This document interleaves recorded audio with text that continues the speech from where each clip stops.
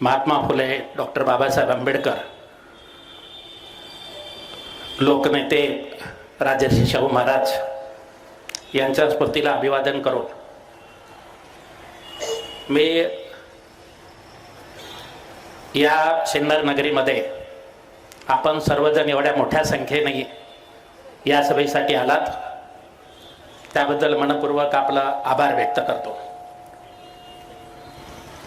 आज आपण doctor Vishwambhar Chaudhari, advocate असीम सरोदे आणि ज्येष्ठ पत्रकार निखिल बागळे यांचं विचार ऐकणार आहोत।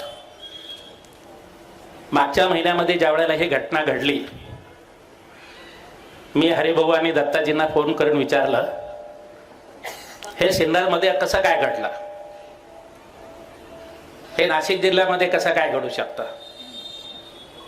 हा नाशिक जिल्हा आणि सिन्नर तालुका ही संघर्षाची भूमी राहिलेली आहे आणि हे सगळे संघर्ष न्यायासाठी झालेले आहेत। समाजातल्या प्रत्येक घटकाला न्याय मिळावा, प्रतिष्ठेचं जीवन जगायला मिळावं याच्यासाठी संघर्ष झालेले आहेत। आणि अशा वेळी एक विचारवंत, एक प्रबोधनाच्या उद्देशाने सिन्नरमध्ये आपलं भाषण करतात आणि ते बंद पाडलं जातं, हे आपल्याला खूप वेदना देणारी गोष्ट आहे। परंतु ह्या निमित्तानं फक्त हे जे काही अल्पबुद्धीचे लोक आहेत त्या लोकांना एवढंच सांगेल, तुम्ही एक आवाज बंद करण्याचा प्रयत्न केलेला आहे, 3 मोठे आवाज आज व्यासपीठावर उपस्थित झालेले आहेत आणि हे इथं थांबणार नाहीये। तुम्ही आवाज बंद करण्याची भाषा कराल, इथे हजारोच्या संख्येनं पुन्हा आवाज देणारे लोक जमा झालेले आहेत। त्यामुळं तुम्ही जर हे पुन्हा करायचा प्रयत्न केलात तर तुम्ही तुमचं अस्तित्व संपण्याच्या मार्गावर जात आहात, हे लक्षात ठेवा।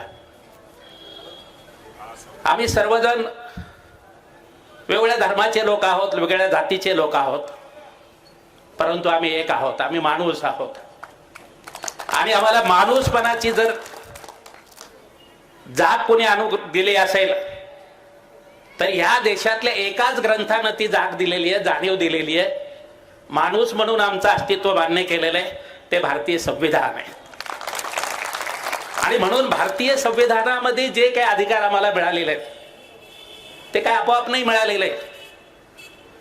ज्यांनी भाषण बंद पाडलं त्यांच्या पूर्वजांनी या देशाच्या स्वातंत्र्यासाठी काही केलेलं नाहीये, त्यामुळे संविधानाचं महत्व त्यांना वाटू शकत नाही, त्यांना वाटण्याचं काही कारणही नाही।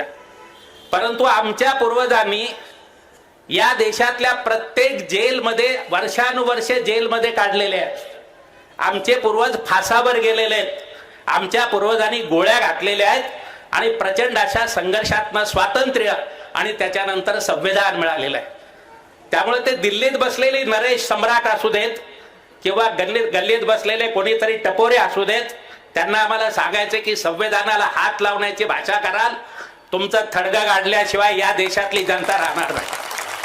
आणि म्हणून मित्र, आमचा धर्मग्रंथ संविधान आहे।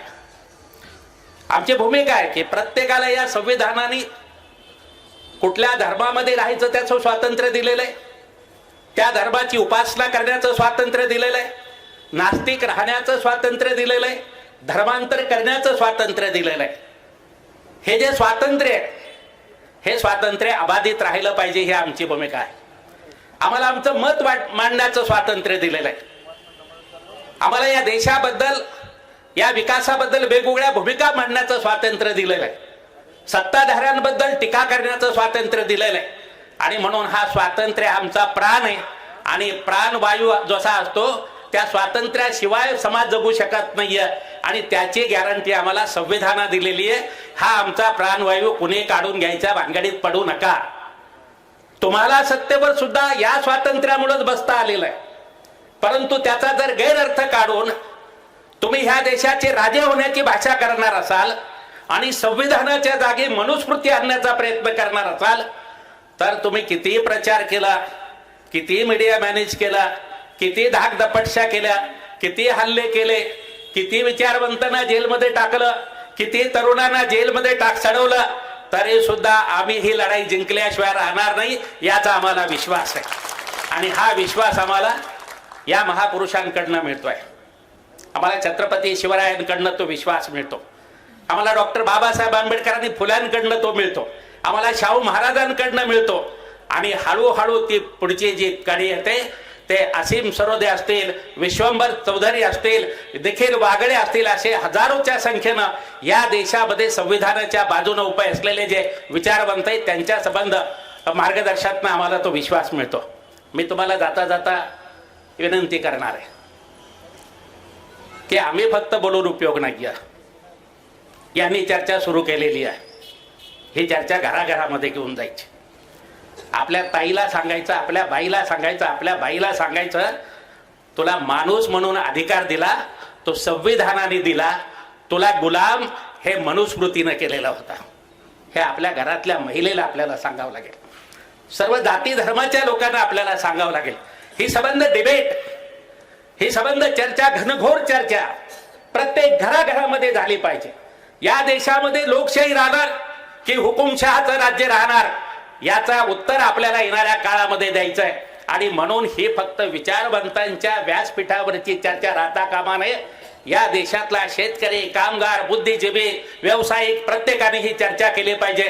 आणि त्या चर्चेमध्ये पक्ष घेतला पाहिजे. कुठल्या पक्षाच्या बाजूनं कुठली भूमिका आपली असणार आहे याबद्दलचा निर्णय आपल्याला करायचा आहे. मित्र, फार मोठं संकट आहे. ह्या संकटाला तोंड देण्याची शक्ती तुमच्या आमच्यामध्ये सामान्य लोकांमध्ये निश्चितच आहे. आणि म्हणून आपण तुम्ही ज्या संख्येने इथं आलेले आहेत, मी सर्व सहकार्यांना, कार्यकर्त्यांना धन्यवाद देईल की बरोबर उत्तर आपण देतोय.